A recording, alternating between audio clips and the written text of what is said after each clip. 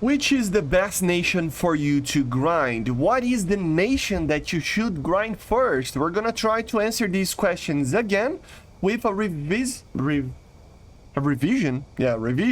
of a video that I did in March of 2023. So yeah, 2 years ago, and I wanted to do another video like this because in these 2 years everything changed. So I needed to compare all the nations, and I will divide in some categories the nations for you to know what are the best nations for an air grind if you want to do some form of starting a new nation, or if you're new to the game or anything like that. Okay, so let's start off. It's a revision, of course, so it might be different from what I said 2 years ago, and that's because, you know, we had a lot of additions added to the game, right? So we start off with the nations that you probably should stay away from. Not that they are bad nations, but unless you really love the nation, he really doesn't have that appeal that other nations will have, and in the future will not have a lot of things being added as well, right? So we start off with this category, one nation,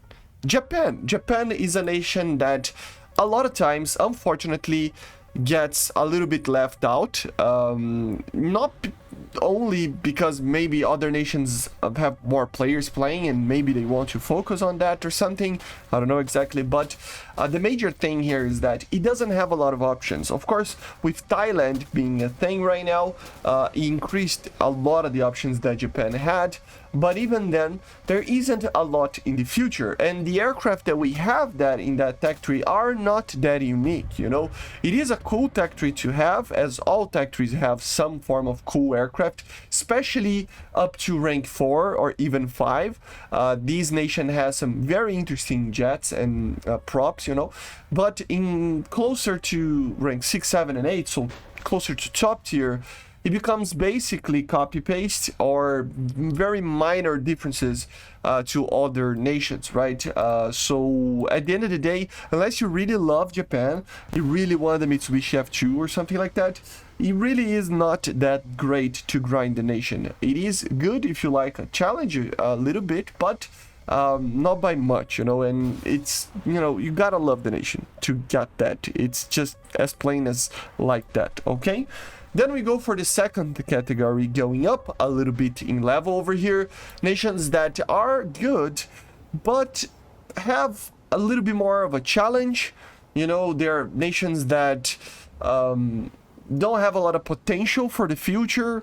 They have a lot of copy paste, but they can have some very unique aircraft as well, and it can be better than Japan. And I included here Sweden and Israel. These two nations, they are a little bit different from each other, with Israel having a very unique aircraft that only their tech tree have.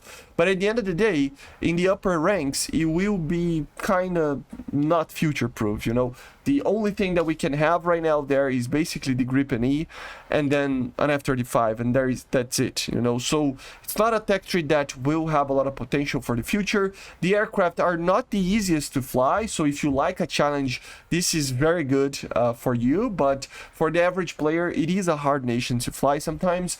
It is not a bad nation by any means. Like I said, I don't think there is one bad nation in the game. It's just a nation that you gotta love the tech tree, you gotta love the country, you gotta think that you will have some challenges playing with the aircraft, but at least it is very unique and it has some cool aircraft out there that are worth to get.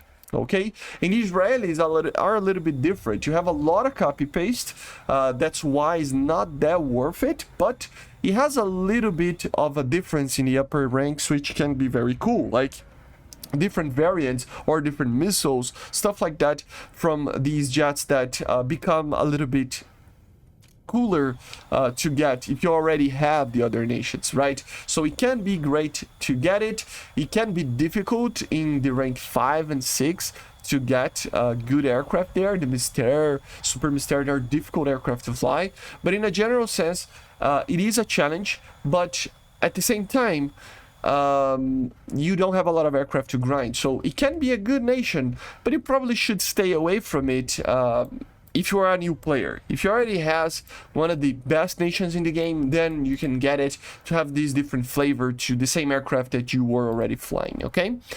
Then we go for a new category over here, has a lot of potential for the future. Nations that, although they do have a lot of copy-paste and are not the greatest thing ever because they're very long, and because of the copy-paste it's not really worth to get it, at the end of the day, it is a little bit future-proof, and it will have some very interesting things in the top ranks. And the only nation that I can fit here is China, guys. China is a nation that it's pretty much just copy-paste, apart from very minor differences in some other different models in the lower ranks, up to rank like 6, right? Even then, it is very similar. I mean, even the Q5, it's very similar to MiG-19, right? Then, of course, we have different variants of the J7.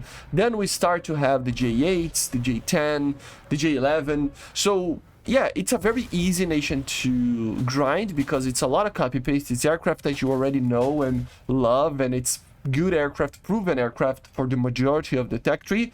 But at the end of the day, you know, it's copy-paste, so it's not very challenging, it's not very interesting, up to the rank like 6, for example. So in the upper ranks, yes, then it starts to get very interesting. And of course, like I said, this nation is very much future-proof, since you can have multiple flankers and some other aircraft that are domestic and from other nations nearby China. So it's very, very cool to have you know, the JF-17 there, the J11Bs, you know, the J10s, stuff like that. It's always nice. Maybe in the future we will have the FCK there. Maybe we will have the J15, the J16, right? The J20, the J35. So it has a lot of, you know, promise for the future, but right now it's starting to get there. It's starting to pay off, to start to grind China, but it will take a little bit of time to be really worth it, okay? Then we go for the amazing nations that lack a future. So basically nations that are the complete opposite of China. And I can include here Germany, the UK, kinda. The UK, it's a little bit different, but yeah, you know, Italy and France. All of these nations are amazing nations right now. They have the Eurofighter, the Rafale, they're future-proof to a certain extent because they can all have 5th generation jets technically, right, France? But yeah, even France technically have it right now, but yeah, in a general sense, they can be future-proof. There will not be that much stuff, you know, but they are a little bit future-proof in the regards of having an Eurofighter here and there, a Rafale here and there. The problem is that there will not be that many aircraft. That's the lack of future that I was talking about. Although it is future-proof in the terms of BR and having the abilities that 4+ and 5th generation jets will have, these nations don't have a lot of options. So you will only have an upgraded Eurofighter, an upgraded Rafale, and then F-35s, right? That's kind of it for the 4 nations that I talked about.